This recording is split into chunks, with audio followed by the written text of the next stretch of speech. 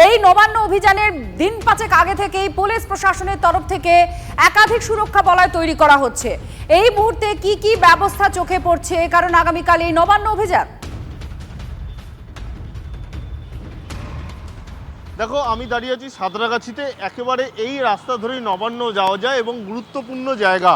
তার কারণ বিগত নবান্ন অভিযানে যদি তুমি দেখো, সাঁতরাগাছি কিন্তু প্রতিবার একেবারে জমায়েত সংখ্যা এবং আন্দোলন সেটা কিন্তু সাঁতরাগাছিতে যথেষ্ট লক্ষণীয়।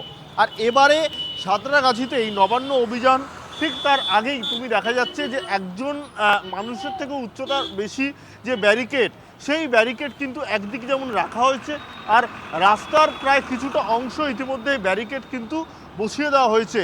এবং একেবারে যে রাস্তা রয়েছে সেই রাস্তার সঙ্গে কিন্তু কার্যত সিল করে দেওয়া হয়েছে। রাস্তার এক পাশের ছবি আমার চিত্রের সঙ্গে দেবব্রত দেখাচ্ছে, উল্টো দিকের যে রাস্তার যে ছবি সেখানেও কিন্তু ছবিটা এক। তার কারণ সেটাও কিন্তু বন্ধ করে দেওয়ার কথা রয়েছে। এখন যেহেতু এই রাস্তা চলাচলযোগ্য করার জন্য কিন্তু এটা হাফ পোর্শন করা হয়েছে, পরবর্তীকালে কিন্তু পুরোটা বন্ধ করা হবে। স্বাভাবিকভাবেই সাঁতরাগাছি এবং মন্দিরতলা খুব গুরুত্বপূর্ণ।